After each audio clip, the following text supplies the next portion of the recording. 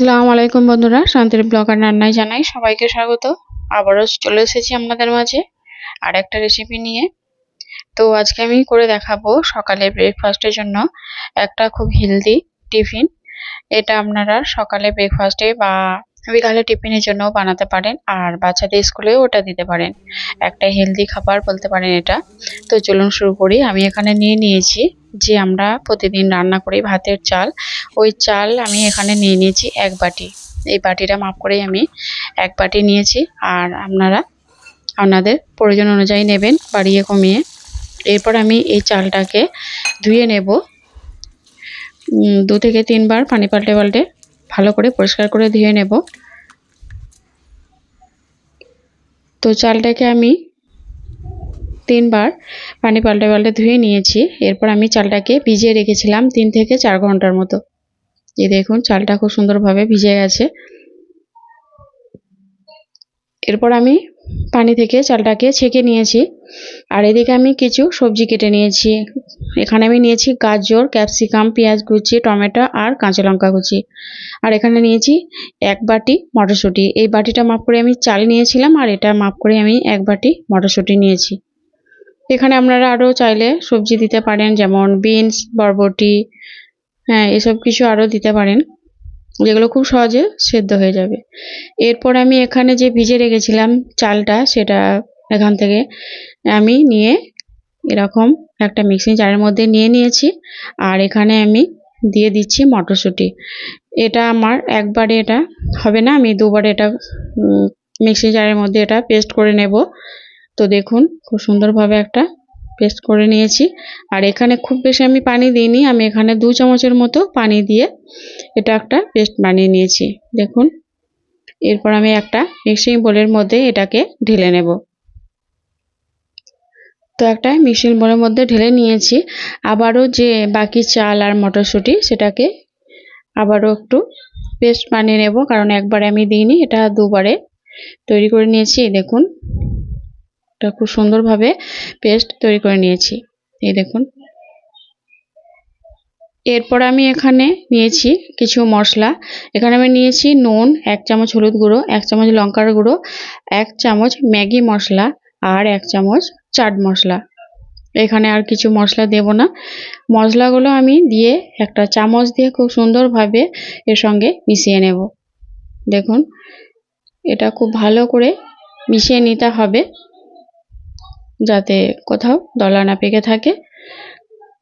দেখুন মিশিয়ে নিয়েছি। এরপর আমি এখানে যে সবজিগুলো কেটে রেখেছিলাম সেগুলো আমি এক এক করে দিয়ে দেব। প্রথমে আমি এখানে দিয়ে দিলাম পেঁয়াজ কুচি। আমি এখানে একটা মাঝারি সাইজের পেঁয়াজ নিয়েছিলাম, আর খুব সুন্দর ছোট্ট ছোট করে কেটে নিয়েছি। এরপর এখানে দিয়ে দিলাম গাজর কুচি, ক্যাপসিকাম কুচি, আর দিয়ে দিচ্ছি টমেটো কুচি। আর এখানে দিয়ে দেব কাঁচা লঙ্কা কুচি। আমি এখানে 2টো মাঝারি সাইজের কাঁচা লঙ্কা দিয়েছি। আর ঝালটা আপনারা আপনাদের প্রয়োজন অনুযায়ী দেবেন। আর যদি বাচ্চাদেরকে এরকমভাবে বানিয়ে দেন তাহলে ঝালটা একটু কম দিতে পারেন, বাচ্চারা হয়তো খুব ঝাল বেশি পছন্দ করবে না। আর যেহেতু আমি এখানে শুকনো লঙ্কা দিয়েছি, তার জন্য আমি এখানে 2টো মাঝারি সাইজের কাঁচা লঙ্কা দিয়েছি। এরপর সবগুলো আমি উপকরণ এর সঙ্গে একটা চামচ দিয়ে ভালোভাবে মিশিয়ে নেব। তো এটাকে আমি মিশিয়ে নিয়েছি। এরপর আমি এখানে দিয়ে দেব এই 4 চামচের 1 চামচ নিয়ে এটাকে আমি 4 ভাগ করে নিয়েছি। তো 4 ভাগের 1 ভাগ আমি এখানে দিয়ে দিলাম বেকিং সোডা। বেকিং সোডাটা দেওয়ার পর আমি এখানে চামচ দিয়ে খুব সুন্দরভাবে এর সঙ্গে নেড়েচেড়ে মিশিয়ে নেব। তো এই কাজটা একটু টাইম নিয়ে করতে হবে, খুব ভালোভাবে এটাকে মিশিয়ে নেব। আর এটাকে আমি রেস্টে রেখে দিয়েছিলাম 2 মিনিটের মতো। এরপর আমি এখানে বসিয়ে দিয়েছি একটা ফ্রাই প্যান, আর ফ্রাই প্যানের মধ্যে দিয়ে দিলাম তেল। আমি এখানে 4 চামচের মতো তেল দিয়েছি। আর ফ্রাই প্যানটাকে খুব ভালো করে গরম করে নিয়ে তারপর আমি এখানে তেলটা দিয়েছি। এরপর আমি এখানে দিয়ে দিলাম সর্ষে। এখানে আমি 1/2 চামচের আরও কম একটু সর্ষে দিয়ে দিলাম, আর এখানে কয়েকটা কারি পাতা। এরপর এখানে আমি যে মিশ্রণটা তৈরি করেছিলাম সেই মিশ্রণটা আমি এর মধ্যে ঢেলে দেব। তো সব মিশ্রণটা আমি এর মধ্যে ঢেলে দিয়েছি। এরপর আমি একটা চামচ দিয়ে এভাবে একটু ছড়িয়ে দেব। এভাবে করে আস্তে আস্তে করে এভাবে ছড়িয়ে দেব। তো চারিদিকটা দেখুন এভাবে ছড়িয়ে দিয়েছি। আর এটা একটা রুটির মতো গোল একটা শেপ দিয়ে নিয়েছি। বন্ধুরা, এই রেসিপিটা যদি না কেউ বানিয়ে থাকেন তাহলে একবার হলেও বাড়িতে এই রেসিপিটা আপনারা বানিয়ে দেখবেন। সকালে ব্রেকফাস্টে তো কোনো কথাই হবে না, দারুণ খেতে লাগে। তো এরপর ঢাকনা দিয়ে ঢেকে দিয়েছিলাম আমি এটাকে। দেখুন, আর যেহেতু এখানে আমি গাজর কুচি এসব সবজিগুলো ব্যবহার করেছি, তো একটু সেদ্ধ হবে জন্য ঢাকনা দিয়ে ঢেকে দিয়েছিলাম। তো ঢাকনা দিয়ে ঢেকে দেওয়ার পর আমি এটাকে একটা প্লেট দিয়ে এভাবে উল্টে নিয়েছি। দেখুন, এক পিঠটা হয়ে গেছে। তো এটাকে আমি উল্টে নিয়েছি, নিয়ে আবারও আমি এক পিঠটা হতে দেব।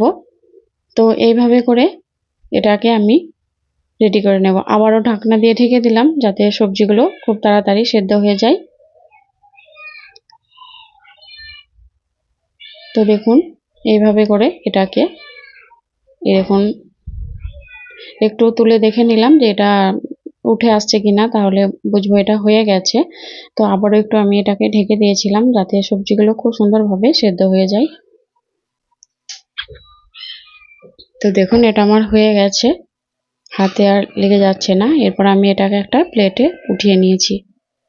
দেখুন, দেখতে অনেকটা লোভনীয় লাগছে।